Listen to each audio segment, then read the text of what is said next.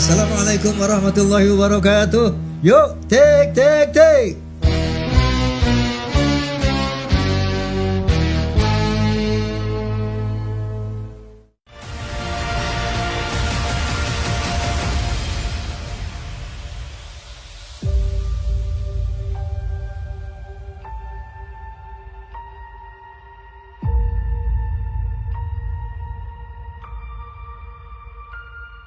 Assalamualaikum warahmatullahi wabarakatuh. Waalaikumsalam warahmatullahi wabarakatuh. Pemirsa rahimakumullah, terutama tentunya Forza, fans of Roma and Soneta, juga Fahmi Tamami, Forum Silaturahmi Takmir Masjid dan Musola Indonesia, juga PAMDI, Persatuan Artis Dangdut Indonesia, juga pejabat Persatuan Pengacara dan Jawara Bela Umat, kemudian juga PIN, Perisai Idaman Nasional, tentunya juga Klaners, dan semuanya saja pemirsa yang berbahagia. Podcast kami ini sudah berapa episode ini lagi membahas soal nasab ini. Pertama waktu sama Guru Gembul, kemudian yang kedua dengan Sekjen Fahmi Tamami, yang ketiga dengan Romel. Nah, dan kali ini tentunya dalam rangka cover both sides, ya, mengakomodir dari dua sisi, dua pihak. Tentunya sebagaimana janji saya kemarin, saya akan mengundang Kiai Haji Imaduddin Utsman. Alhamdulillah beliau sudah hadir, dan tepuk tangan buat Kiai Haji Imad. Assalamualaikum Kiai. Waalaikumsalam warahmatullahi Bang Haji. Terima kasih diundang di Bisikan Roma. Terima kasih sudah datang atas nama. Alhamdulillah. Sehat Kiai? Sehat alhamdulillah Bang Haji. Ya, kalau nggak sehat nggak sampai sini. Ya.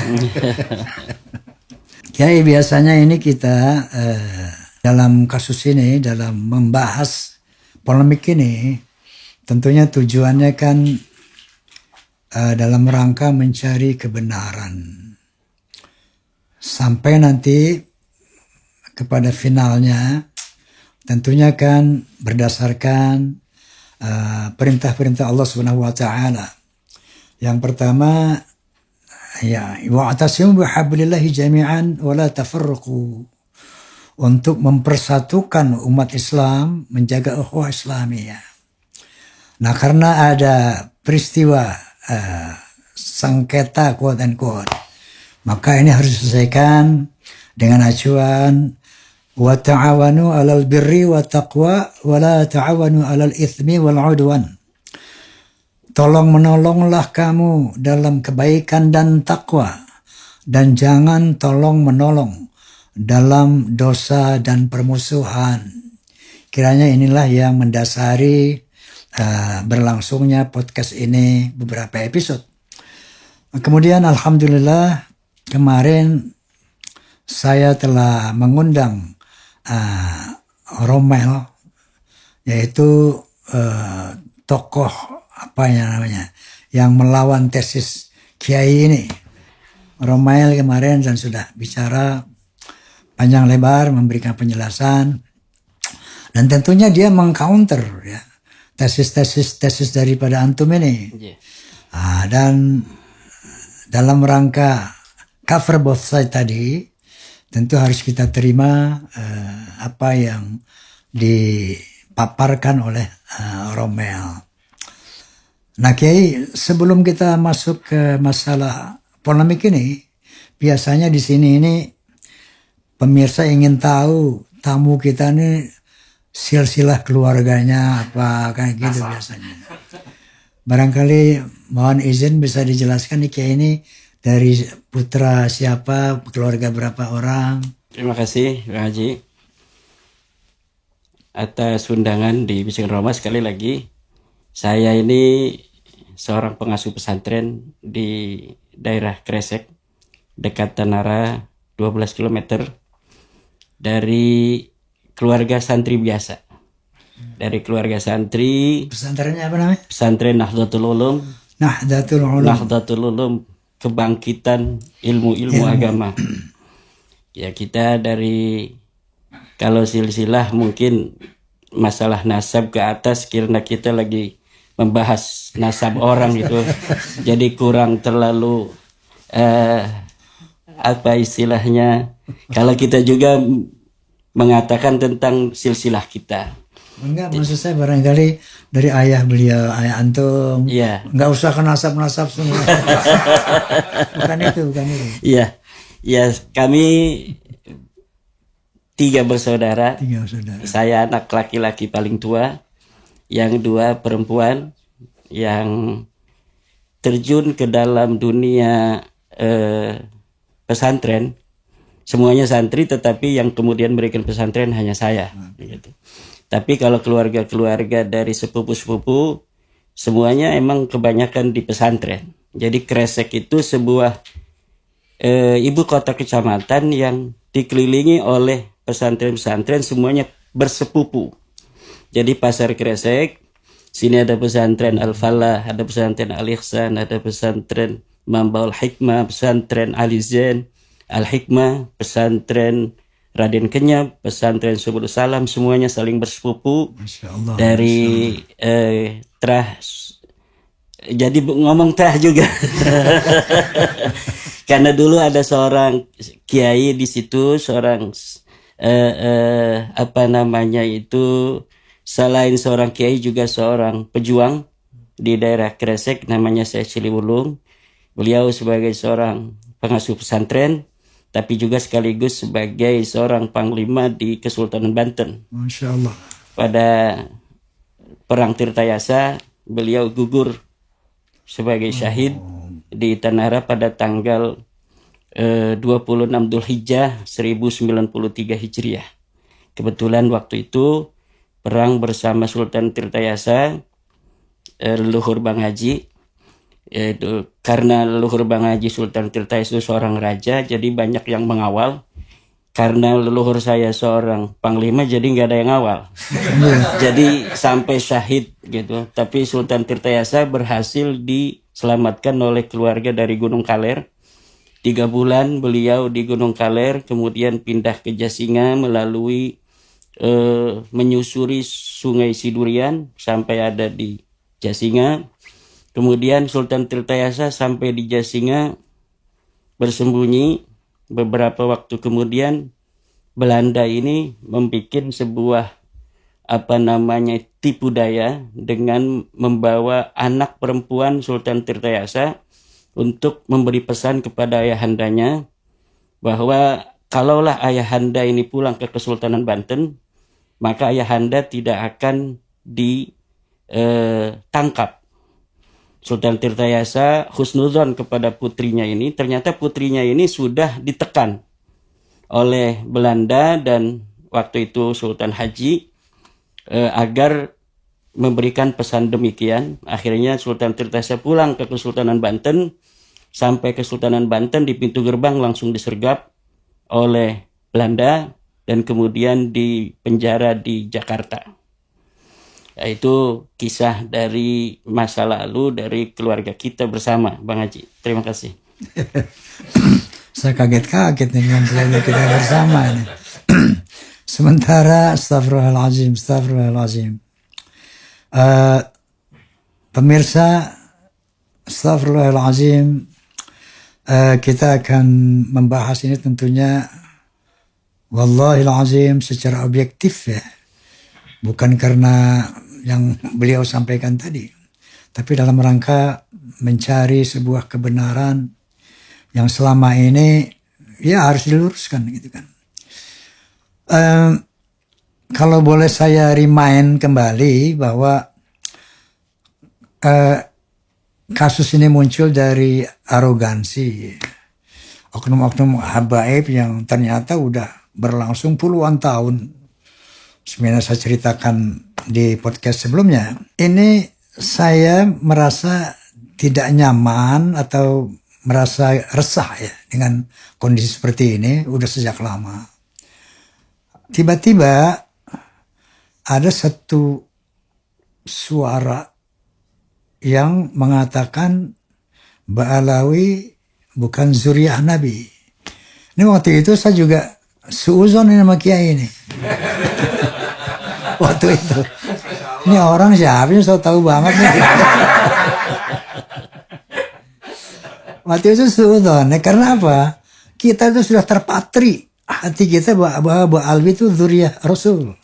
Udah terpatri sedemikian rupa. Termasuk saya ini suuzon. Nih mau ngapain sih nih orang nih? Muting-muting dibilang Ba'alawi bukan nasab segala macam gitu kan. Tapi lama-lama kemudian saya dengar statement beliau di media sosial. Nah baru teringat saya. Teringat bahwa arogansi oknum-oknum habaib ini ternyata berlangsung sekian puluh tahun sampai detik ini gitu kan. Oh rupanya penelitian beliau ini secara nasab, berdasarkan historis, berdasarkan manuskrip-manuskrip yang beliau paparkan di media-media, dan ditambah lagi dengan penjelasan dari BRIN tentang tentang DNA, haplogrupnya jelas bukan J1, ternyata JG gitu kan.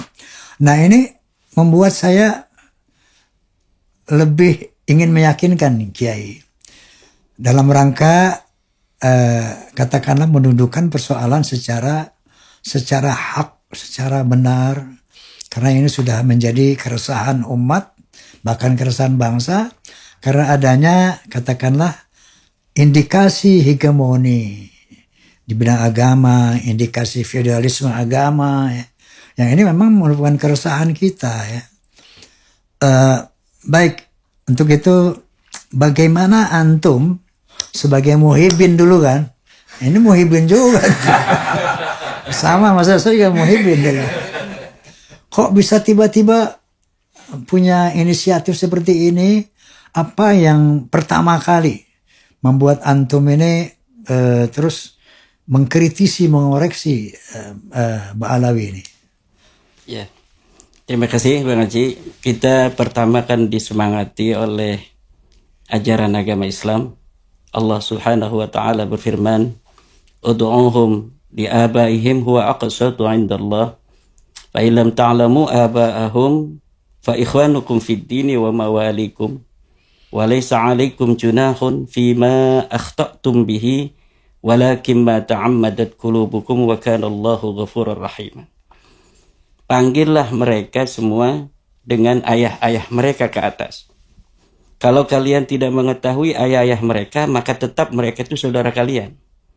Dan juga adalah orang-orang yang kalian perdekakan.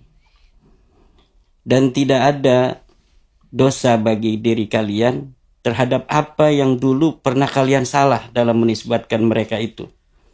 Yang salah itu adalah ma ta'ammadat qulubukum. Apa yang hati kalian sengaja untuk salah, udah tahu bahwa itu bukan ayahnya, tetapi kalian masih menisbatkan. Itu yang akan dianggap sebagai sebuah junah, sebuah dosa. Wa kana Allahu ghafurur rahima, dan Allah itu senantiasa Maha Pengampun dan Maha Penyayang. Yang kedua adalah firman, atau bukan firman, sabda Rasulullah Muhammad sallallahu alaihi wasallam, "Man intasaba ila ghairi abihi wa huwa ya'lamu annahu ghairu abihi fal jannatu alaihi haram." Siapa orang yang bernisbah kepada selain ayahnya sedangkan dia tahu bahwa itu bukan ayahnya, maka surga baginya haram.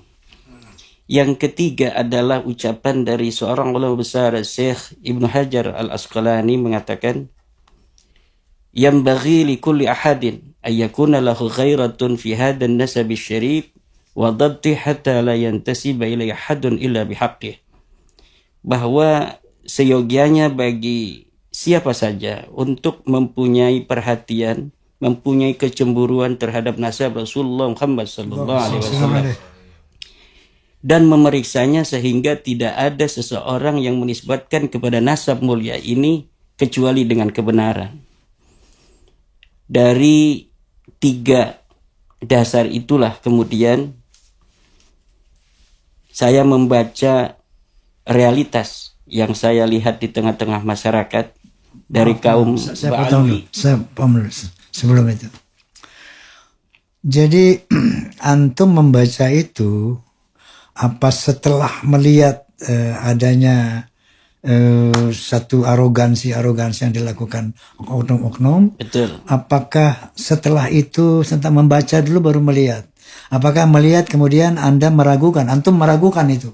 Itu dasar dulu. Kalau latar belakang beda. Oh, Latar gitu, belakang itu dasar daripada Oke, sebuah kajian tentang nasab. oke. Kalau latar belakang, saya melihat dari realitas sosial yang saya lihat di tengah-tengah masyarakat dari sebuah klan yang mengaku sebagai keturunan baginda Rasulullah Muhammad sallallahu alaihi wasallam.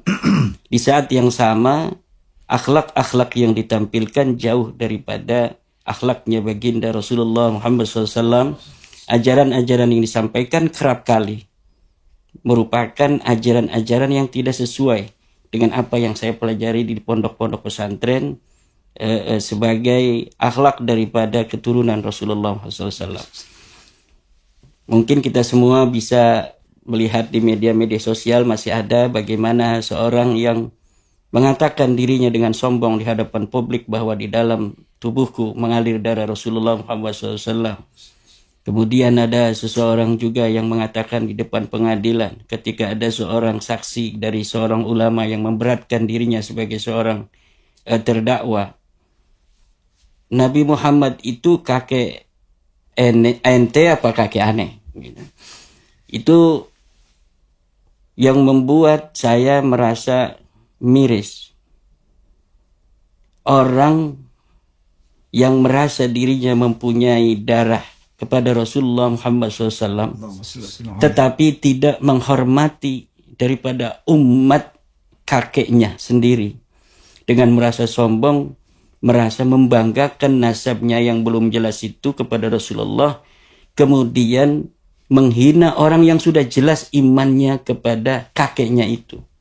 Itulah yang kemudian membuat saya mendorong saya untuk betulkah mereka sebagai keturunan Rasulullah Muhammad SAW, dan dari perjalanan penelitian itu dengan yakin seyakin-yakinnya hakul yakin bahwa sama sekali mereka Ba'alwi, habaib yang ada di Indonesia ini bukanlah keturunan dari baginda Rasulullah Muhammad sallallahu alaihi wasallam. Jadi tadi sudah jelas kronologis lah bagaimana beliau yang tadinya sebagai muhibbin kemudian membaca dalil-dalil Al-Quranul Karim, kemudian melihat data fakta di pengadilan tadi ya, dan melihat arogansi daripada maka terpanggillah hati beliau untuk menelaah apakah orang-orang tidak berakhlak ini betul-betul keturunan Rasulullah. Seperti itu kan?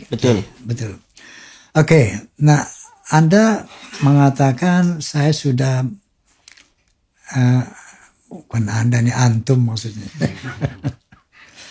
Antum mengatakan bahwa barusan hakul yakin bahwa Ba'alawi bukan keturunan Rasulullah Sallallahu Alaihi Wasallam. Dan ini tentunya antum ini sudah memiliki suatu data-data yang konkret, yang akurat.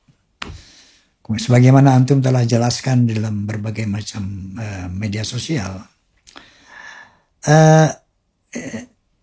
Ini bisa diulangi nggak bahwa kiat atau cara sehingga antum meyakini hakul yakin Ba'alawi bukan keturunan Rasulullah, dari manuskrip apa dan secara historis seperti apa, Kiai? Ya, terima kasih Bang Haji. Jadi untuk meneliti nasab kita pertama harus mengetahui contoh daripada silsilah nasab itu. Saya mencari di internet siapa dari Ba'alawi ini yang silsilahnya ada di internet. Kemudian saya dapat 2 silsilah, yaitu silsilah Rizik Syihab dan silsilah Bahar Smith yang ada di internet. Kemudian saya urutkan dari mulai dirinya kemudian sampai ke Rasulullah Muhammad SAW. Kemudian karena dari 2 silsilah yang ada itu menurut saya silsilah yang satunya itu bermasalah dari urutan. Kemudian silsilah yang saya anggap itu lebih masuk akal, saya teliti dari Rasulullah Muhammad SAW. Apakah betul beliau mempunyai anak Siti Fatimah? Mana dalilnya? Saya cari dalilnya sendiri, bertanya sendiri, saya cari sendiri, ada. Apakah betul Fatimah radhiyallahu anha ini mempunyai anak Sayyidina Husain? Kemudian saya cari terus sampai ke Ahmad ibni Isa. Semuanya sahih. Mereka adalah sebagai keturunan baginda Rasulullah Muhammad SAW. Ahmad bin Isa ini wafat 345 Hijriah. Berarti beliau adalah orang yang hidup di abad keempat Hijriah. Dari situ saya mencari kitab-kitab yang ada di abad keempat. Kitab-kitab sejarah itu sudah ada di abad keempat, namun yang khusus menerangkan apakah Ahmad bin Isa punya anak ini belum ada. Kemudian saya cari di abad kelima baru ada kitab yang menerangkan tentang siapa itu Ahmad bin Isa dan berapa saja anaknya. Kemudian ada di dalam abad kelima itu kitab Tahdzibul Ansab karya Al-Ubaidili, ada kitab Al-Majdi karya Al-Umari, ada kitab Muntaqilatut Talibiyah karya Tabatabai. Kemudian di abad ke-6 ada kitab yang namanya Syajarah Al-Mubarakah karya Imam Fakhruddin Ar-Razi. Ada kitab kemudian Al-Asili, Al-Fakhri, Sabatul Musan, kitab Umdatul Talib di abad ke-9. Di abad ke-10 ada Tuhfah At-Talib. Barulah di abad ke-10 itulah ada nama-nama yang disebut oleh klan Habaib ini sebagai nama leluhur mereka. Dari abad ke-4, abad ke-5, ke-6, ke-7, ke-8, ini sudah diterangkan bahwa namanya Ahmad bin Isa hanya mempunyai anak 3. Muhammad, Ali, dan Husain. Tidak ada namanya anak dari Ahmad bin Isa yang bernama Ubaidullah atau Abdullah, tidak ada. Kemudian baru di abad ke-10 kitab Tuhfatut Talib, ini kitab nasab yang menyatakan bahwa Ubaid ini atau Abdullah atau Ubaidullah mempunyai anak bernama Alwi. Nah, awal dari penelitian saya itu dari kitab nasab dulu. Lalu dari mana kira-kira Tuhfatut Talib ini mendapatkan berita bahwa Ubaid ini adalah merupakan anak Ahmad bin Isa, sedangkan di dalam kitab-kitab sezaman yang paling dekat dengan zamannya Ahmad bin Isa dikatakan bahwa Ahmad bin Isa hanya mempunyai anak 3. Tidak ada anak bernama Ubaid, Abdullah atau Ubaidillah.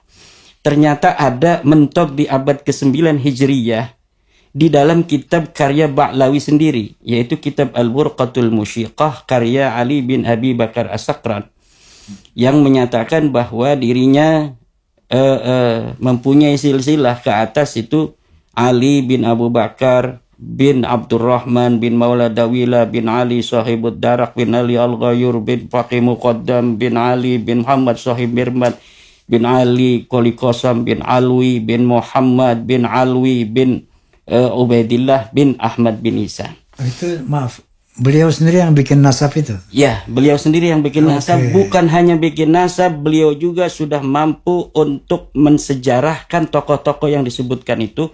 Padahal tokoh-tokoh yang disebut itu sama sekali tidak disebutkan pada zamannya.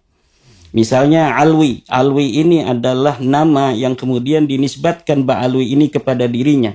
Dikatakan dia adalah anak dari Ubaidillah. Anak Ubaidillah ini anak dari Ahmad bin Isa. Dikatakan Alwi ini adalah seorang mujtahid mutlak pada masanya. Ulama-ulama pada belajar kepada dirinya. Dalam fikih dia derajatnya seperti derajat para orang-orang yang sudah mencapai derajat mujtahid mutlak.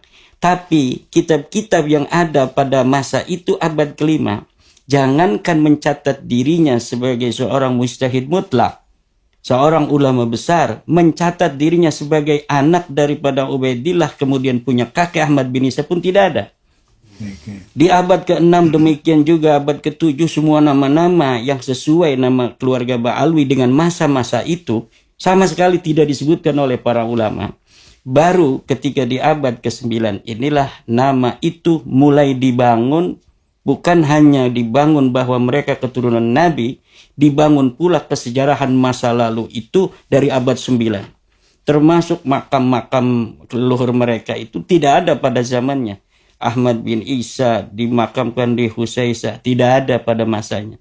Kemudian punya anak bernama Ubaidillah, tidak ada itu pada masanya. Itu dapat diverifikasi dari kitab kita yang menerangkan tentang makam-makam yang ada di masa itu. Tidak ada makam Ubaidillah pada masanya. Kemudian Alwi, makamnya begini, sampai sekarang dijarahi, tidak ada pada masanya. Punya anak lagi namanya Muhammad, punya anak lagi, sampai itu makam-makam yang didirikan itu semuanya tempatnya, titik koordinatnya ditentukan di abad 9 dan dibangunnya mulai saat itu juga. Jadi sekarang itu ada pemakaman generasi Ubaidillah versi mereka itu. Iya. Itu mulai abad 9 dibangun. Abad 9 semuanya. Sampai sekarang ada itu. Ada sampai sekarang dijarahi orang. Oke. Kalau mau ziarah Bang Haji nggak apa-apa. Insyaallah barakah. Makam pimpinan. Baik. Jadi inilah yang mungkin di counter oleh Romael kemarin, bahwa dia mengacu kepada sejarah nasab dari abad ke-9 oleh Ali As-Sakran itu ya.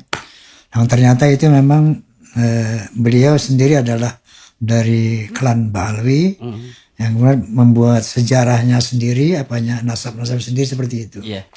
Yang itu tidak terkonfirmasi pada abad-abad sebelumnya seperti itu. Ya. Betul. Nah jadi begitu antum menelusuri ini sampai sini, apakah antum tidak mencari lagi barangkali ada sejarah-sejarah lain atau manuskrip lain yang kira-kira bisa mengcounter daripada antum yang antum baca ini? Sudah dilakukan itu belum? Gak bakal ada Bang Haji. Karena apa? Karena orang-orang yang mengkanter saya itu titik fokusnya di Hadramaut, di Yaman. Sedangkan tokoh ketersambungan mereka Ahmad bin Isa ini sebenarnya tidak pernah ke Yaman. Jadi yang harus kita shooting itu adalah Madinah atau di Irak.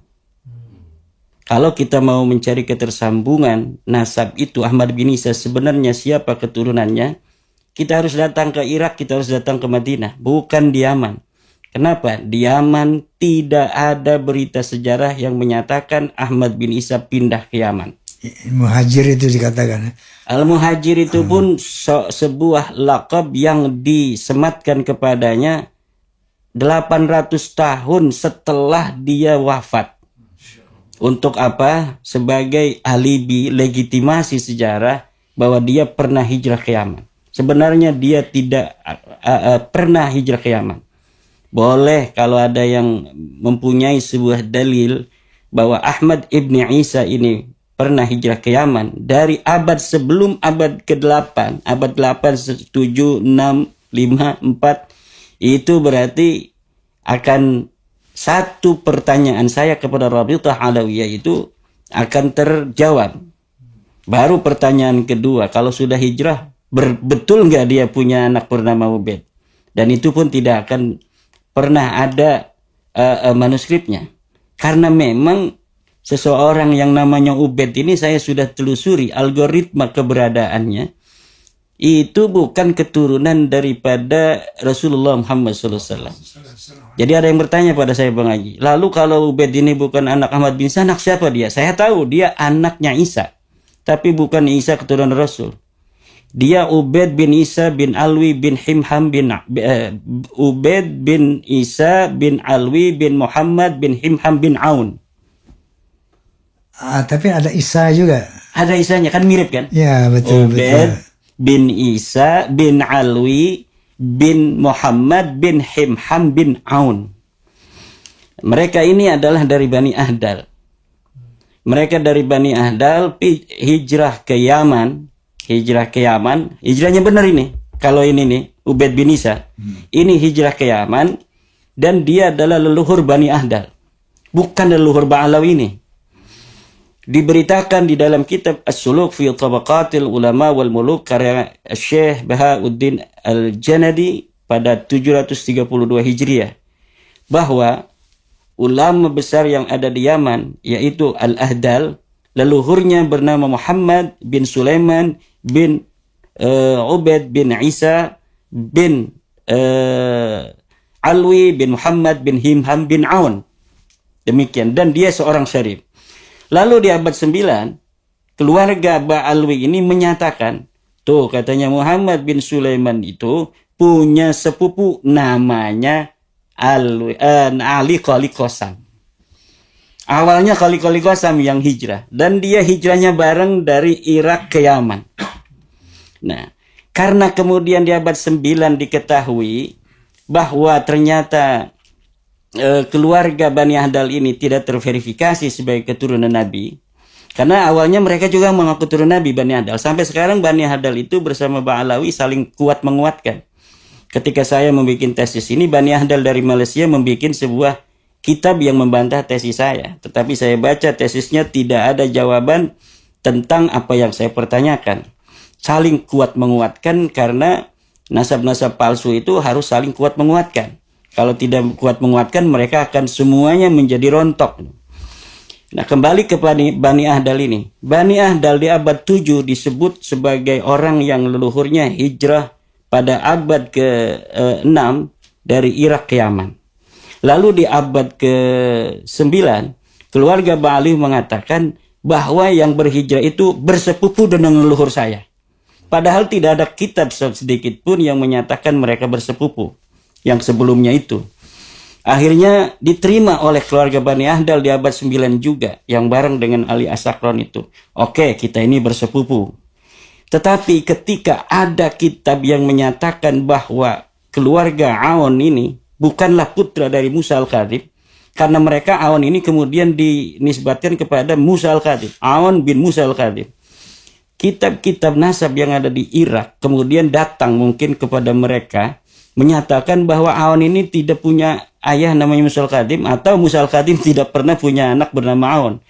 Akhirnya ini Bani Ahdal tetap di dalam nasabnya itu, tetapi Ba'alwi pindah. Gimana nih? Udah ditolak oleh kitab nasab, kita harus cari penyelamatan diri. Mereka mencari kemudian nasab ulama lain yang disebut di dalam abad ke-8 dalam kitab Tabaqat As-Suluk fi Tabaqatil Al-Muluk juga, yaitu namanya Jadid bin Abdullah bin Ahmad bin Isa. Lalu mereka mengasosiasikan bahwa leluhur mereka yang bernama Ali Qali Qasam ini adalah adik daripada Jadid.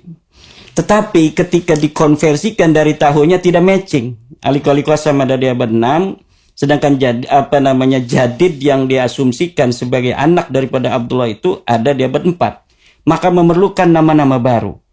Ditambahlah nama itu Ali Qali Qasam ini kemudian disebut orang yang pertama berhijrah, tapi berhijrah ke Tarim.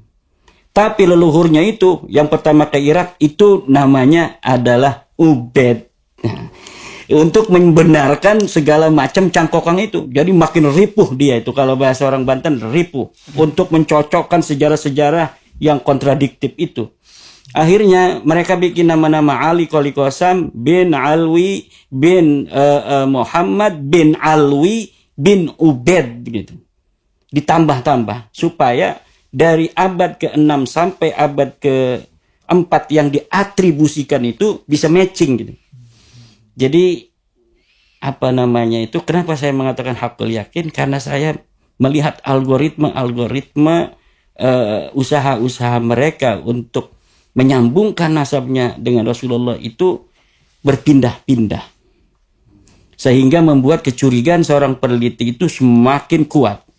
Kemudian nama-nama yang selanjutnya juga dari klan-klan mereka itu ketika diverifikasi namanya kadang ada, seperti Faqih Muqaddam, Sohib Mirbat. Itu saya telah memiliki kesimpulan bahwa tokoh Faqih Muqaddam dengan kesejarahannya yang ditulis Ba'alwi sekarang itu fiktif kesejarahannya. Tetapi orangnya mungkin saja ada. Tapi kesejarahannya dia sebagai seorang wali kutub, dia sebagai seorang mujtahid mutlak. Ini Faqih Muqaddam pun mujtahid mutlak katanya. Itu tidak terverifikasi pada abad, pada tahun di mana dia waktu itu hidup. Padahal di sekitar Faqih Muqaddam pada saat itu telah ditulis kitab-kitab yang begitu banyak di Yaman maupun di sekitar Yaman. Jadi kalau ada orang tua kita mengatakan bahwa waktu itu Hadramaut itu dalam keadaan perang, jadi tidak ada kesempatan orang menulis nasab-nasab, itu tidak benar. Di dalam abad ke-5, ke-6, ke-7, ke-8 itu banyak kitab-kitab yang ditulis dari Yaman, dari Hadramaut dan sekitarnya. Seperti kitab Tarikh Al-Musallam, kemudian Tabaqat Fuqaha Yaman karena Ibnu Samrah itu di abad ke-5. Al-Iqlil karya Al-Hamadani. Kemudian kitab Tarikh Aden dan sebagainya. Itu banyak ditulis, termasuk kitab As-Suluk fi Tabaqat Al-Ulama wal Muluk di abad ke-8. Kemudian raja-raja di Yaman juga membuat kitab di abad ke-8, abad ke-7.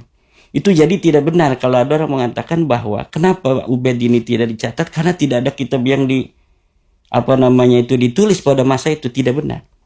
Yang benar adalah karena memang pengakuan itu baru di abad 9, maka kemudian Suhra wal Istifadah mereka sebagai turun Nabi hanya dimulai dari abad 9, kemudian dengan lumintu dibangun sampai sekarang ini. Sehingga sekarang menjadi Suhra wal Istifadah, dan orang yang mengatakan bahwa mereka bukan turun Nabi akhirnya dibilang sebagai orang yang aneh.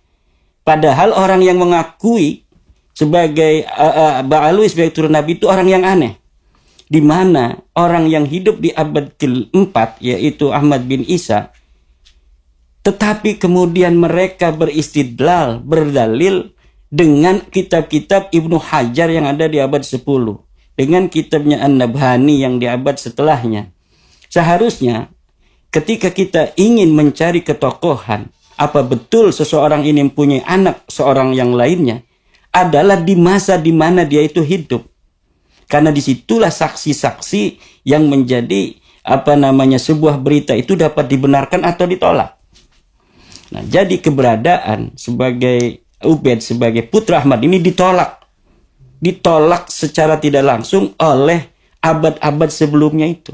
Abad 4, ke-5, ke-6, ke-7, ke-8, ke-9 pun kitab nasab belum mencatat. Umdatul Talib itu, Ibnu Ainabah, itu kitab nasab yang ditulis abad ke-9. Di abad 9 tokoh Balawi itu udah besar jadi kiai itu. Ali As-Sakron ini kiai dia. Seharusnya kalau dia betul keturunan Nabi, seorang tokoh sekelas Ali As-Sakron akan dicatat dong oleh pencatat nasab sebagai turunan Nabi pada waktu itu. Tetapi kenapa Ibnu Inabah tidak mencatatnya? Karena memang Ibnu Inabah tahu bahwa Ali As-Sakron bukan keturunan baginda Nabi besar Muhammad sallallahu alaihi wasallam. Jadi pemirsa, Masya Allah, bahwa beliau mengatakan akul yakin. Ini baru sebagian penjelasan beliau ya. Bahwa beliau sebagai seorang ulama telah mengadakan penelitian yang begitu panjang dan teliti. Sehingga beliau sampai pada satu kesimpulan, hakul yakin. Dan ini tidak bisa sembarangan ini. Karena katakanlah misalnya kita menghapus nasab yang sebetulnya benar, tersambung kepada Rasulullah.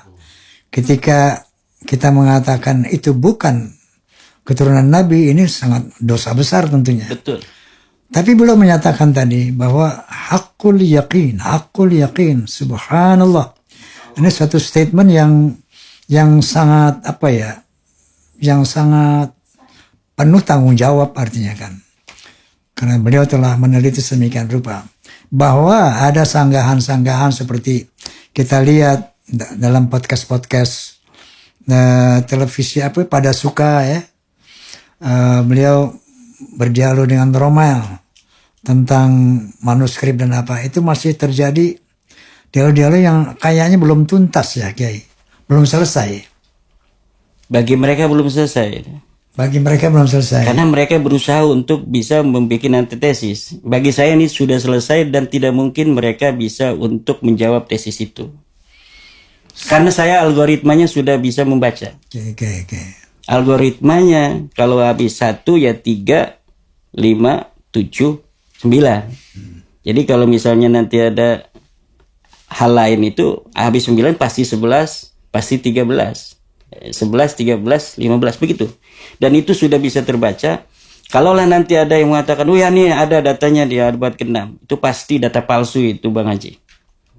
Oh ya ada kitab Al-Arbaun, pasti kitab palsu itu. Wah ada ini gitu manuskrip apa namanya itu sanad yang baru ditemukan, pasti palsu. Saya bisa meyakini, saya yakin itu palsu. Ini orang nggak gampang loh menyatakan ini hak ini batil. Itu tentunya dengan suatu ilmu, dengan suatu kejujuran, dan sehingga memunculkan sebuah keyakinan. Kiai, apakah sementara ini antum sudah berdialog dengan Rabitul Alawiyah untuk Saya membahas sudah ini? melayangkan surat dengan 12 pertanyaan. Saya dalam surat itu pertama keberatan. Saya keberatan orang-orang yang mengaku dari keluarga Balwi mengaku sebagai keturunan Nabi di hadapan publik tanpa adanya dalil yang bisa Anda jawab. Kalau misalnya Anda berkeberatan dengan statement saya itu, maka silahkan untuk menjawab pertanyaan saya di bawah ini. Saya bikin 12 pertanyaan untuk Rabitul Alawiyah jawab, agar mereka bisa menjawab dengan data. Setelah itu, sesudah data itu ada, kita diskusikan. Oke. Setelah didiskusikan, ya kita akan lihat apakah data itu adalah data yang sahih atau data yang palsu. Karena beberapa pengalaman saya di dalam meneliti nasab Balwi, mereka mempunyai kebiasaan atau bukan kebiasaan, oknum-oknum mereka ada yang membuat kitab-kitab palsu tuh Bang Haji. Ada kitab ulama masa lalu, misalnya ulama Taba-Taba, punya kitab namanya Abnaul Imam fi Misra wa Syam, Al-Hasan wal Husain. Beliau ini menulis kitab 20 halaman. Kemudian hari ini udah dicetak 180 halaman. Tambah-tambah sangat banyak sekali, dan di dalamnya ada nama Ubaid bin Ahmad bin Isa. Nah, saya berani untuk berdiskusi dengan Rabitul Alawiyah tentang kitab itu, bahwa kitab ini kitab palsu. Karena kitab yang seharusnya dicetak sesuai dengan manuskripnya itu tidak dicetak demikian. Walaupun sebenarnya muhakkik atau orang yang menerbitkan ini di dalam mukadimahnya sudah mengakui, tetapi menggunakan khat yang sulit dibaca orang. Sehingga orang yang malas itu dia akan mencari nama Ubaidillah aja, tidak akan membaca mukadimahnya itu. Padahal di mukadimah dia katakan bahwa kitab ini ada 20 lembar, dikarang tahun 1999 Hijriah. Masa iya kitab yang dikarang 199 Hijriah, kemudian pada abad keempat, orang yang hidup di abad 4 itu dimasukkan di situ kan. Nah, kemudian di dalam jilidnya itu Bang Haji ditulis abadnya itu 400 sekian Hijriah. Jadi abad kelima. Jadi aneh gitu. Jadi hal-hal yang semacam itu bukan sekali dua kali saya temui. Kitab andalan mereka namanya Ar-Raudul Jali. Hari ini sudah dicetak. Di dalam kitab itu misal dia mengutip bahwa Al-Ubaidili di dalam kitab itu dikatakan telah mengisbat hijrahnya Ahmad bin Isa. Saya verifikasi di dalam kitabnya Al-Ubaidili. Ternyata tidak ada keterangan Al-Ubaidili mengatakan Ahmad bin Isa hijrah ke Yaman. Nah, kemudian lagi, itu bukan hanya dalam masalah nasab, dalam masalah kitab-kitab fikih, itu pun mereka ketika mengutip, kadang-kadang kita temukan kutipannya palsu. Seperti yang Ustadz Idrus Ramli kutip, yaitu kitab Al-Manhajus Sawi karya Zain bin Smith. Katanya Ibnu Hajar mengatakan bahwa sayyid yang bodoh lebih mulia daripada alim. Katanya diambil dari pendapat Ibnu Hajar dalam kitab fatwanya. Saya teliti dalam kitab fatwa itu, Ibnu Hajar sama sekali tidak mengatakan bahwa sayyid yang bodoh lebih utama, lebih mulia daripada orang alim. Nah, kemudian mengutip lagi Muhammad Syekh As-Sindi Al-Madani, kitab itu Al-Manhajus Sawi itu, bahwa Syekh Sindi Al-Madani ini seorang ulama besar. Dia menghasiai kitab Bukhari, Muslim, Tirmidzi, Abu Dawud dan lain sebagainya.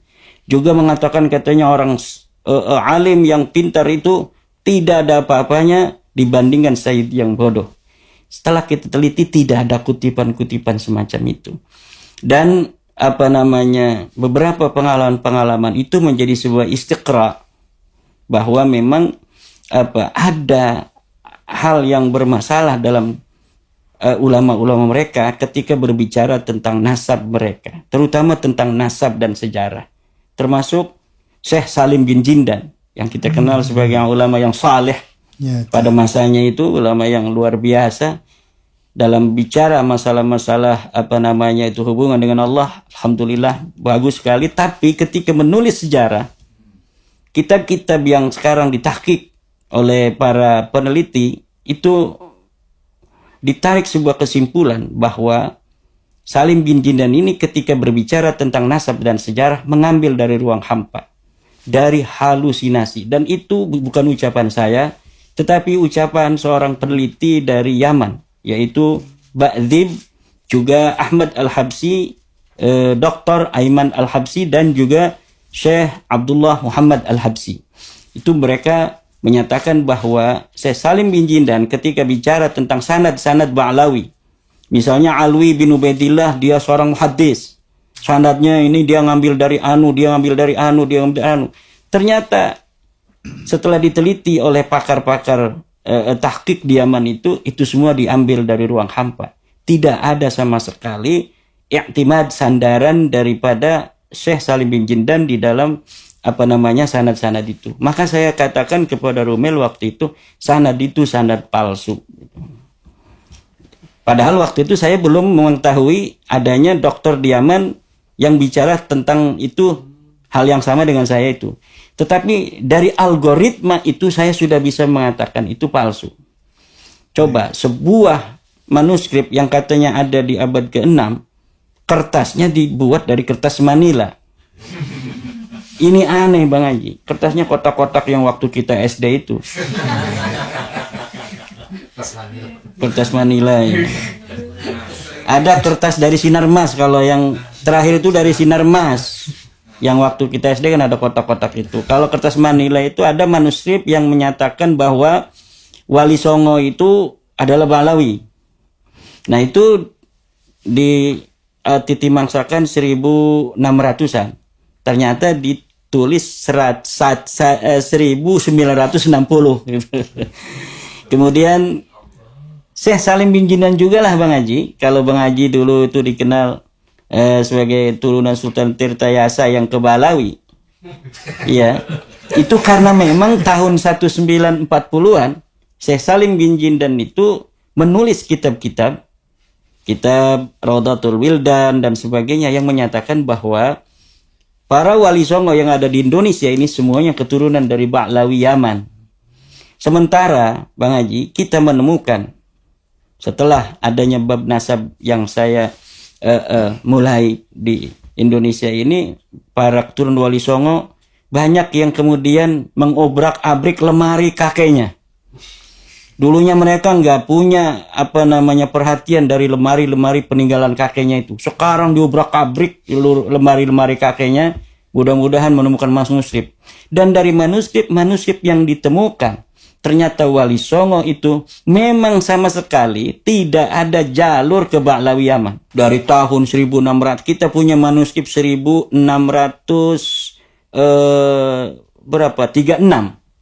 itu menyatakan ke Musa Al-Kadzib. Manuskrip yang lain menyatakan ke Al-Jailani. Jadi ada beberapa Wali Songo yang ke Musa Al-Kadzib, semacam Sunan Ampel, kemudian Sunan Gunung Jati Syarif Hidayatullah. Kemudian ada yang ke Syekh Abdul Qadir Al-Jilani radhiyallahu an, seperti Sayyidatul Kahfi yang itu dimakamkan di Cirebon, itu dari Syekh Abdul Qadir Al-Jilani. Termasuk juga keturunan Sumedang Larang, itu dari Sayyidatul Kahfi, itu juga dari Syekh Abdul Qadir Al-Jilani. Sunan Giri juga dari Syekh Abdul Qadir Al-Jilani radhiyallahu an. Jadi kenapa kalau kita bertanya di Indonesia ini, di Nusantara, orang kok banyak hadarat dari Nabi, kemudian sahabat, kemudian Syekh Abdul Qadir Jilani. Ternyata memang banyak di antara mereka yang merupakan keturunan daripada Syekh Abdul Qadir Al-Jilani radhiyallahu anhu. Ini menarik. Memang ada klaim mereka bahwa Wali Songo yang notabene penyebar Islam di Indonesia untuk pertama kali itu diklaim sebagai Ba'alawi. Tapi menurut sejarah yang juga banyak tersiar bahwa Wali Songo itu tidak datang dari Yaman ya. Tapi dari mana, katakanlah dari Irak dan dari mana itu antum lebih tahu. Tidak dari Yaman. Kemudian mereka datang jauh lebih awal dari orang-orang Yaman di Ba'alawi ini. Bahwa patahlah argumen mereka bahwa mereka yang menyebarkan Islam di Indonesia dengan data sejarah itu yang bisa kita lihat dari bahkan sejarah Belanda begitu ya.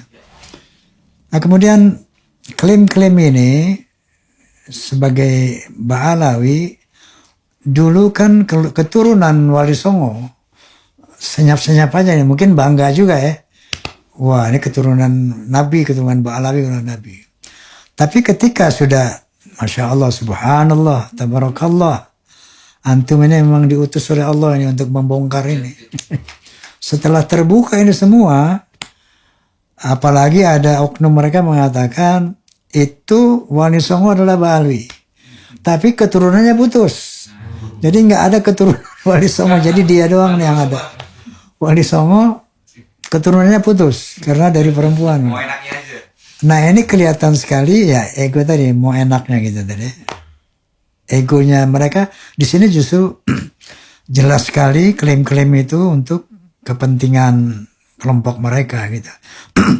Nah, oke, sekarang kan sudah confirm ya, sudah bisa dipastikan berdasarkan data sejarah dan manuskrip yang dijelaskan oleh Kiai yang sudah beredar di media sosial secara gamblang, clear bahwa pertama Wali Songo adalah bukan Ba'alawi.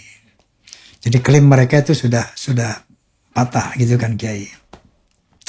Nah kemudian banyak juga ramai di media sosial. Klaim-klaim mereka itu juga dilakukan dengan pemalsuan kuburan-kuburan.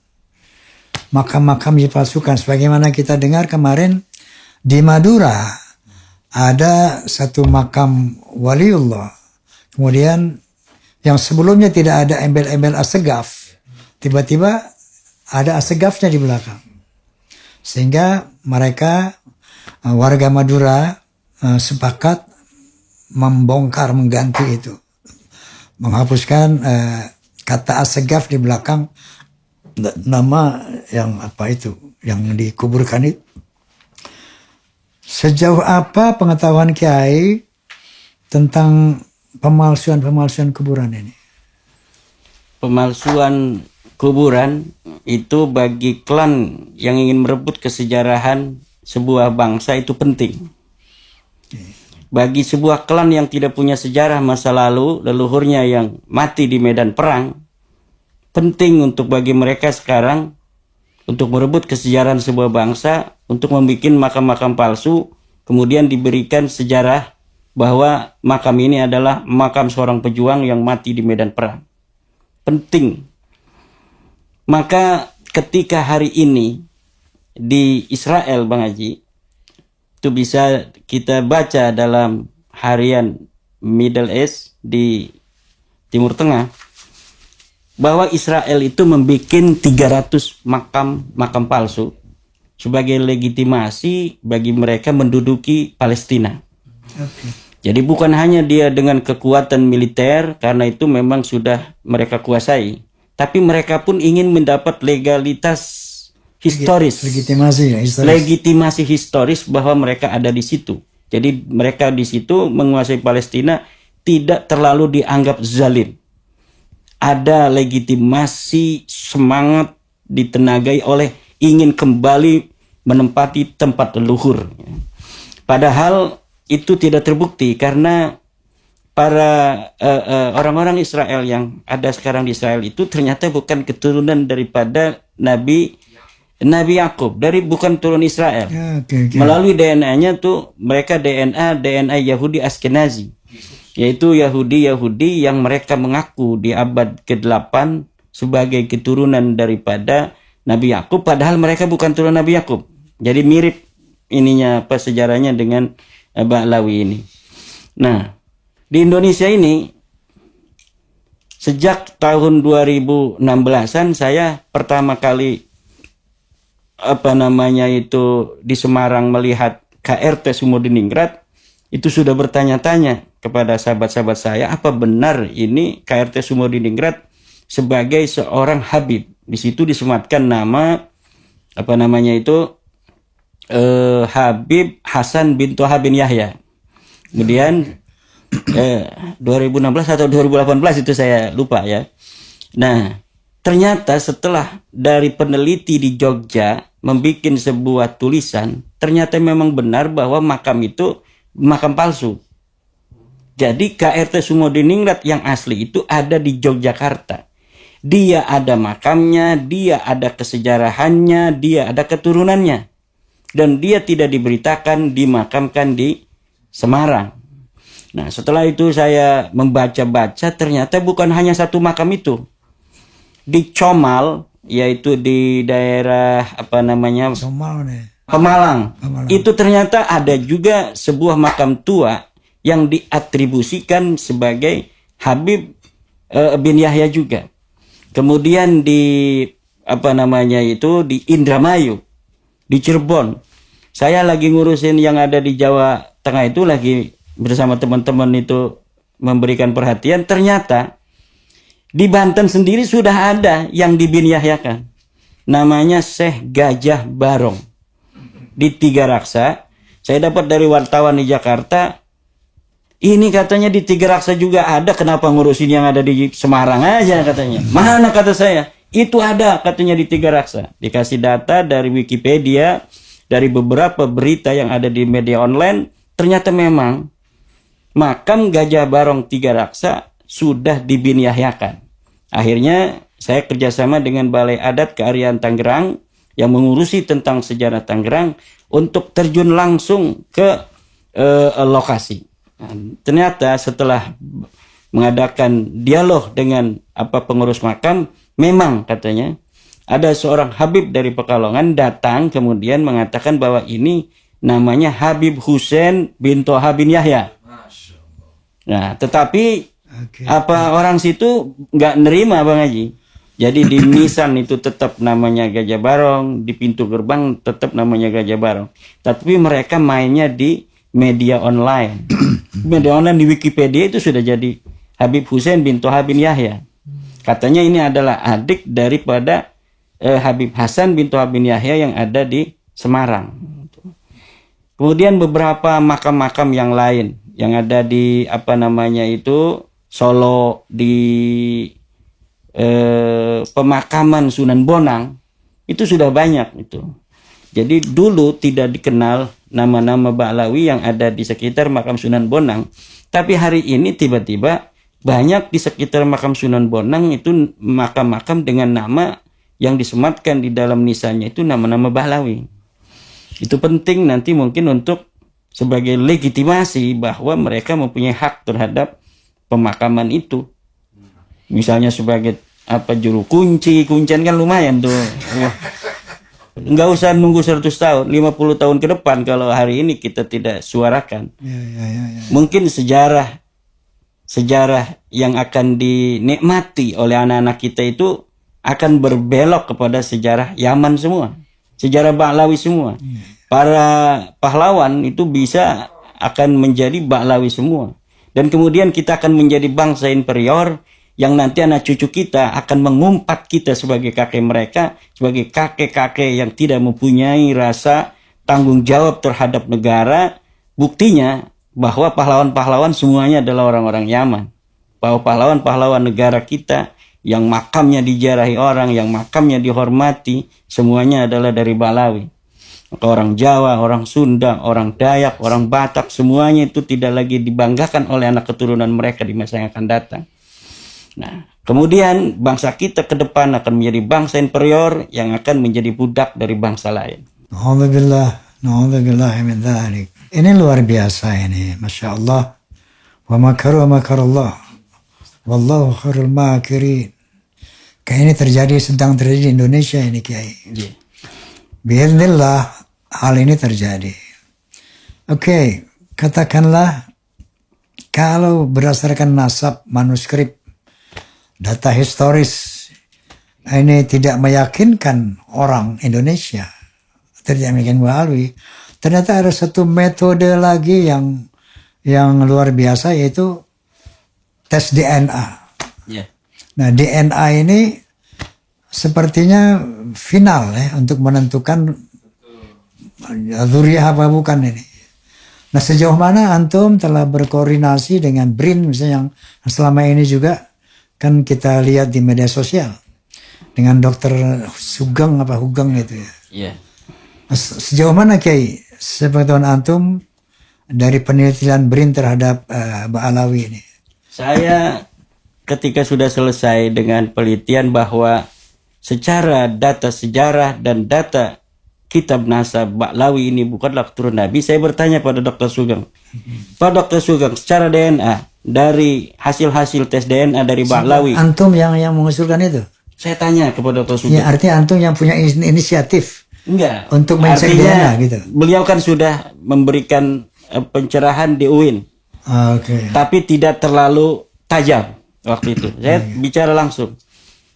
Bagaimana setelah apa namanya secara kajian ilmu nasab dan sejarah Ba'alawi ini terbukti bukan turun Nabi, menurut kajian DNA bagaimana? Dengan haplogroup dan hasil tes DNA yang telah dipublish di Family Tree DNA dan yang lainnya di internet itu, menurut Pak Dr. Sugeng, apakah masih bisa mereka sebagai turun Nabi? Beliau menjawab mustahil. Secara ilmu biologi yang beliau pelajari dengan hasil yang saat ini ada dari 180 Ba'alawi yang sudah tes DNA dan 7 dari Indonesia, yang kebanyakan dari mereka itu adalah G, itu hampir 99%. Ada yang lain-lain itu, ada yang E dan sebagainya, itu biasanya yang diba'lawikan, bukan Ba'alawi kemudian dia menisbatkan diri sebagai Ba'alawi atau diba'lawikan. Jadi kebanyakan mereka 99 adalah G.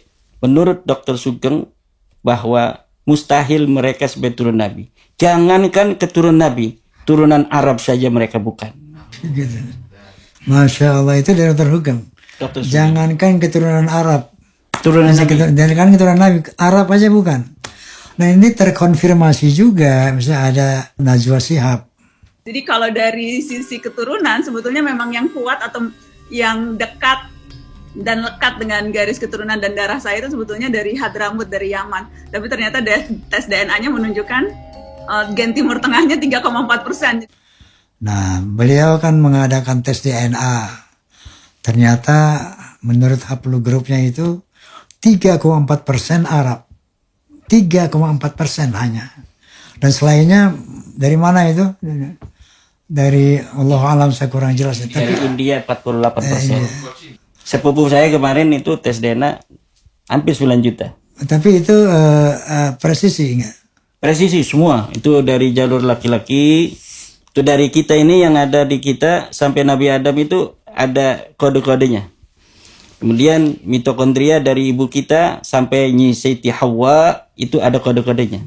Kemudian ada yang autosomal yang ingin mengetahui berapa persen, itu yang Najwa Shihab untuk mengetahui berapa persen darah kita yang berasal dari sebuah bangsa, sebuah daerah.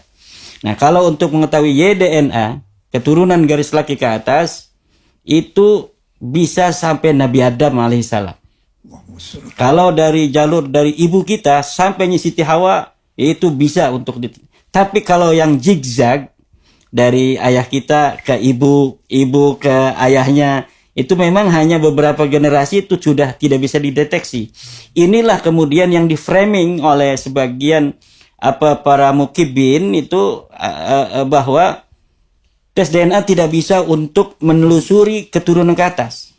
Karena memang ada cara sistem tes DNA yang tidak bisa untuk menelusuri ke atas, yaitu sistem zigzag itu. Dari ayah kita ke ibunya, kemudian dari ibunya, itu hanya beberapa generasi itu sudah tidak bisa dideteksi. Tapi kalau garis laki itu bisa sampai Nabi Adam.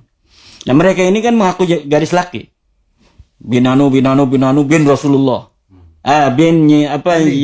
Siapa namanya? Sayyidina Hasan. Kemudian bin Ali. Nah, itu tidak mungkin orang yang bersepupu dari Sayyidina Ali kemudian hafal grupnya berbeda-beda. Dua-duanya mengaku punya silsilah kepada Sayyidina Ali secara garis laki, tetapi dua-duanya ini kemudian hafal grupnya hari ini berbeda. Dan dua-duanya pengen diakui semua sebagai turunan Sayyidina Ali. Pasti di antara dua ini ada yang salah. Siapa yang salah? Harus dilihat dari kelompok keluarga lain yang sudah tes DNA, yaitu kelompok keluarga dari Yahudi Israel, keturunan Nabi Yakub alaihissalam. Nah, Yahudi Israel sudah tes DNA yang garis laki, yang mereka itu sangat hati-hati dalam menjaga nasab garis lakinya juga, yaitu dari Yahudi Kohanin, itu mereka J1. Kemudian dari para Sadah yang ada di Saudi Arabia, yang ada di Lebanon, yang ada di Irak, J1. Yang mengaku dari Balawi ini G. Lalu yang banyak yang J1 ini apakah akan diabaikan untuk mengambil G yang hanya 1% ini? Sementara 99% keluarga Nabi semuanya J1. Itu kalau yang garis laki-laki. Dan itu confirm ya? Confirm menurut ahlinya. Kalau saya hanya mengutip dalam tes DNA ini. Oke, jadi menurut siapa? Dokter Hukum tadi, Iya.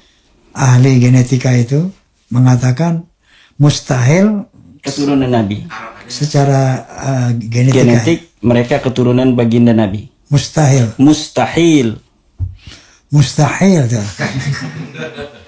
Jadi menurut nasab mustahil, menurut gen mustahil. Mustahil. Oke. Kalau menurut nasab itu istilahnya tidak terkonfirmasi. Tidak terkonfirmasi. Iya.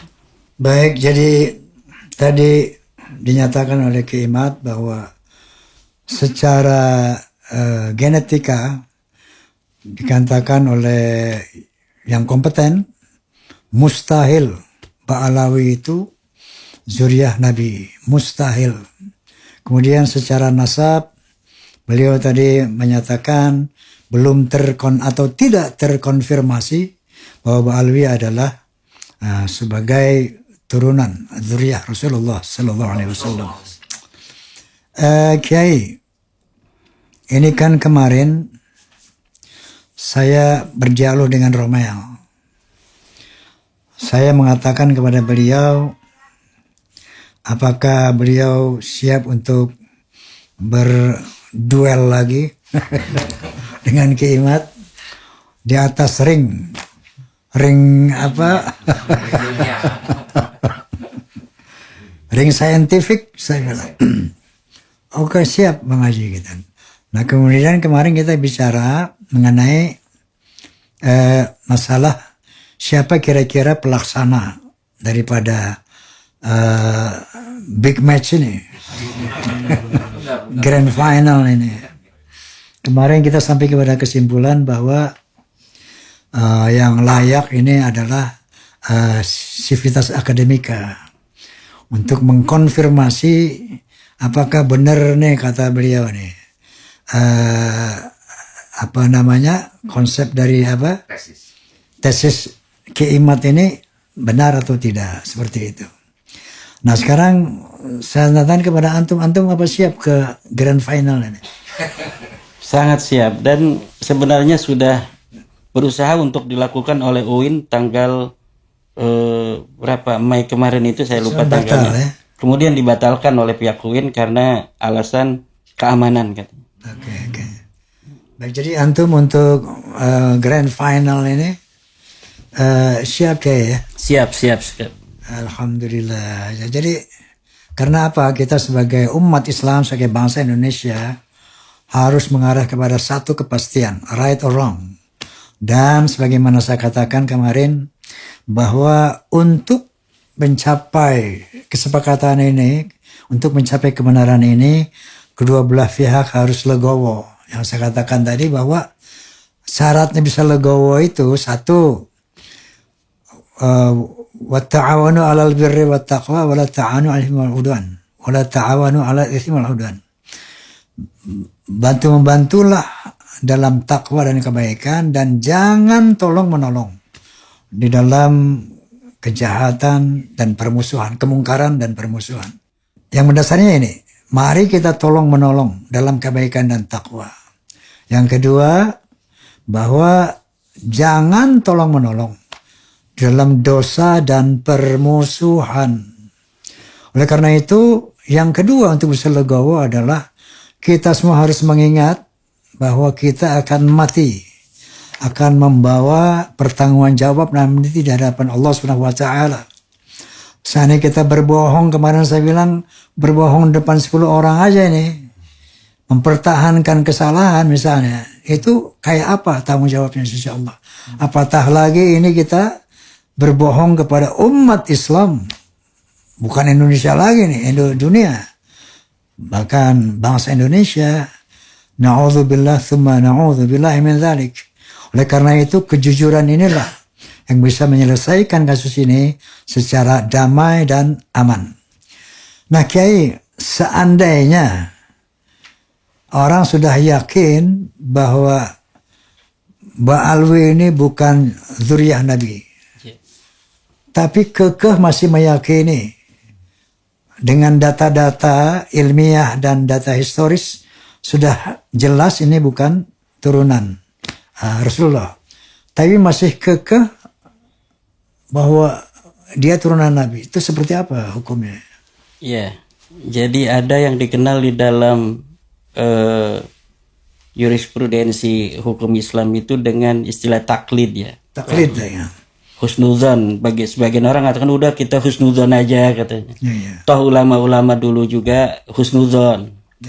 Taklid atau husnuzon dalam dalil itu di dalam hukum Islam itu terbagi menjadi 4 Bang Haji. Ada at-taqlid ba'da zuhuril hujjah wad dalil, hadza haram. Yang kedua, at-taqlid ma'al qudrah 'alal istidlal, hadza haram aidan. Yang ketiga, taqlidul awam alladzina la ma'rifata lahum fid dalil, hadza yajuz. Yang ketiga, taqlidu man qad balagha ba'dal ulumi walakinnahu qasirun fi ma'rifatid dalil, hadza jawaz. Ya. Jadi yang pertama adalah taklid ba'da duhuril hujjah wad dalil. Setelah ada hujjah, ada dalil, dia masih taklid. Hadza haram. Haram. Seperti misalnya ada orang mengatakan, udah kita taklid sama Ibnu Hajar. Saya sudah lihat kitab Ibnu Hajar, namanya kitab Sabat Ibnu Hajar. Dalam kitab Sabat Ibnu Hajar ada salah satu silsilahnya guru daripada Ibnu Hajar itu mencatat Ubaidillah bin Ahmad gitu.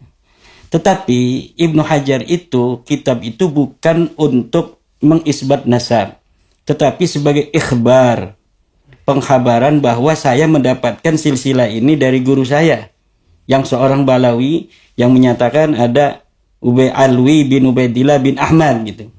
Nah, sebagian orang yang membela nasab Ba'lawi itu berargumentasi dengan taklid terhadap Ibnu Hajar untuk mempertahankan nasab Balawi. Nah, ini bertentangan dengan hukum Islam yang telah tadi saya sebutkan, di mana taklid itu apabila sudah adanya dalil tidak boleh kita taklid, hukumnya haram. Nah, karena Ibnu Hajar tidak menyampaikan dalil ketika menyebutkan nama-nama bin-bin itu, maka kita tidak boleh mengambil pendapat Ibnu Hajar itu. Karena dia menyebutkan itu bukan dalam rangka mengisbat nasab, tapi menyampaikan khabar bahwa gurunya yang seorang Ba'lawi itu mempunyai nasab, mengaku nasab seperti ini. Gitu. Sedangkan saya, walaupun adanya di abad ke-15 Hijriah, itu membatalkan nasab Ba'lawi dengan 100 dalil. Mungkin kalau bisa diurut ada 100 dalil yang saya punya untuk membatalkan nasab Ba'lawi ini. Maka at-taqlid ba'da duhurid dalili wal hujjah ini hukumnya haram. Nah, ada lagi orang yang saya tidak mau membaca tesisnya Kiai Imad. Kenapa? Kalau membaca saya berkonsekuensi gitu. Terkonsekuensi oleh isinya tesis.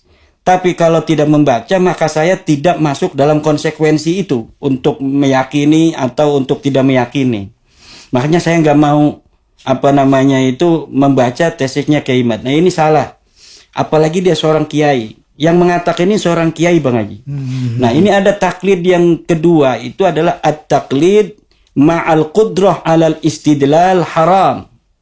Taklid padahal dia ini mampu untuk istidlal karena dia bisa baca kitab kuning, dia bisa baca kitab sejarah, dia bisa baca kitab nasab, dia bisa baca tesis saya. Nanti setiap ada footnote dia bisa teliti kembali di dalam kitab aslinya.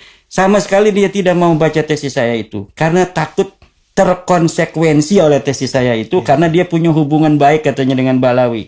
Dia punya besanan dengan Balawi. Kadang ada kiai punya menantu Balawi juga. Ini sekarang ini kalau kita pengen urutkan Bang Haji yang masih membela nasab Balawi, mereka yang punya kaitan. Satu, kaitan guru.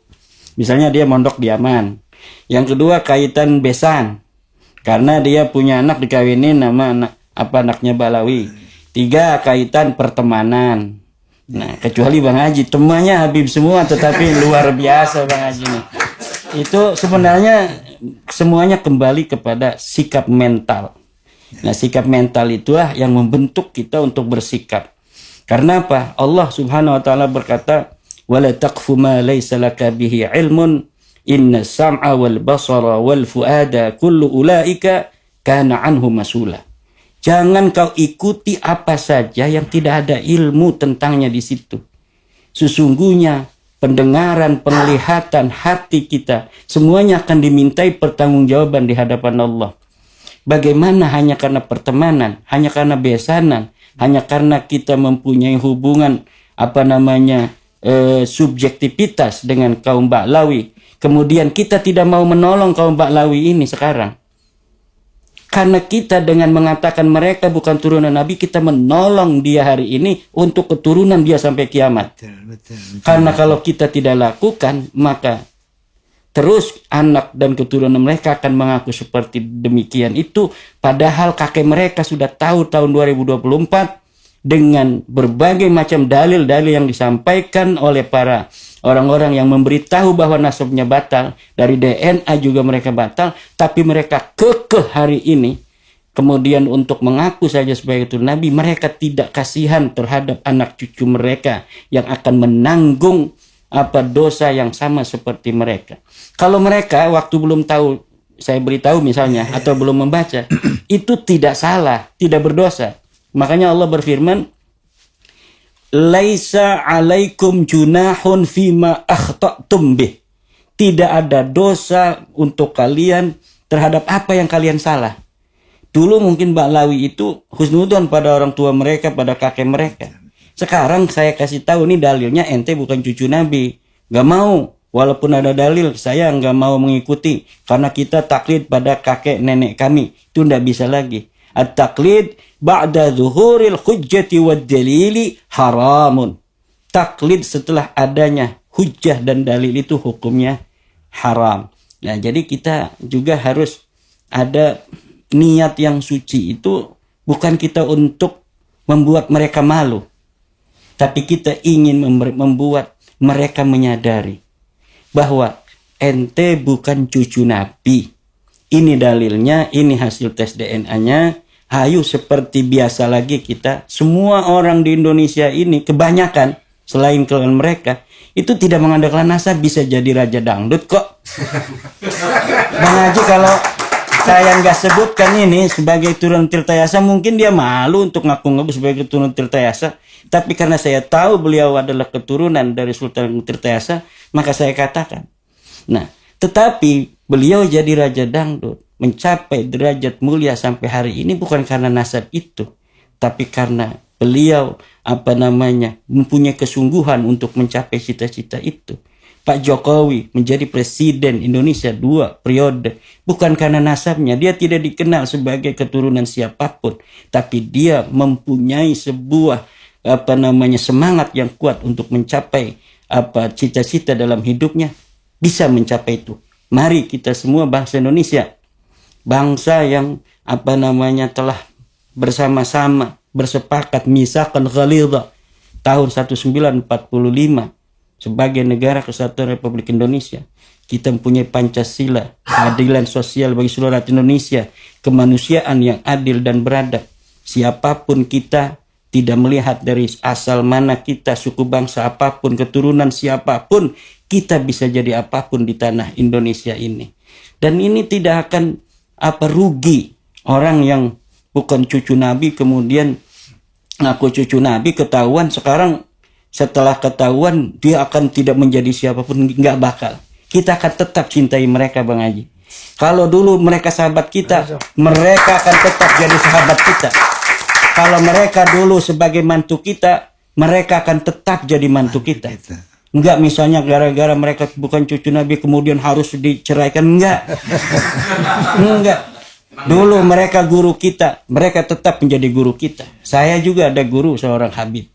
Dulu mereka adalah sebagai keluarga kita, tetangga kita. Mereka akan menjadi tetap keluarga kita, tetangga kita. Ini adalah semangat yang saya bawa dan teman-teman kita bawa juga, ingin bahwa mari kita sebagai bangsa Indonesia, pengakuan nasab, kalau betul ada di situ nasab seseorang kepada Rasulullah, ya alhamdulillah.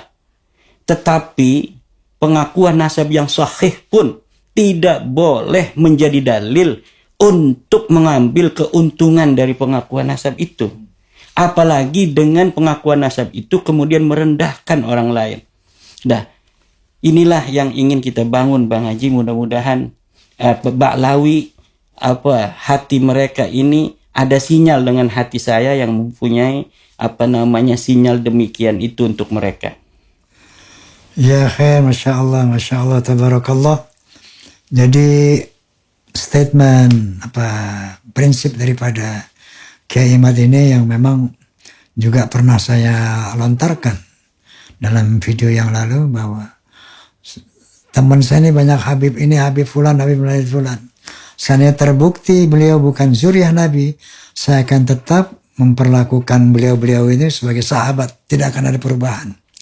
Dan yang terpenting lagi tadi bahwa ini harus dibuka, salah satu alasannya adalah agar tidak mencelakakan kaum habaib itu sendiri, generasi habaib itu sendiri. Kalau mereka tetap katakanlah dalam keyakinan sebagai cucu Nabi dan melakukan arogansi, ini kan akan mencelakakan teman-teman dari Ba'alawi sendiri, ya. Jadi yang saya tempoh hari saya mengutip satu ayat Allah itu, A'udzubillahi minasyaitonirrajim, Bismillahirrahmanirrahim. Innama yuridullahu liyudhiba ankumur rijsa wa yutahhirakum tathira. Nah, ini ternyata yang dijadikan andalan mereka dengan menafsirkan bahwa apapun yang kita lakukan, ya Allah akan membersihkan kita, Allah akan memuliakan kita gitu. Astagfirullahalazim. Jadi mari dengan polemik ini kita legowo dan tetap jalin persahabatan, tetap jalin ukhuwah Islamiyah apapun nanti hasilnya. Dan yang sekarang sudah bisa diyakinkan menurut Ki Imad, menurut GNA ini mutlak mustahil bahwa Ba'alawi adalah turunan Nabi. Kemudian menurut silsilah, menurut sejarah tidak terkonfirmasi bahwa Ba'alawi adalah sebagai dzurriyyah Rasulullah Sallallahu Alaihi Wasallam.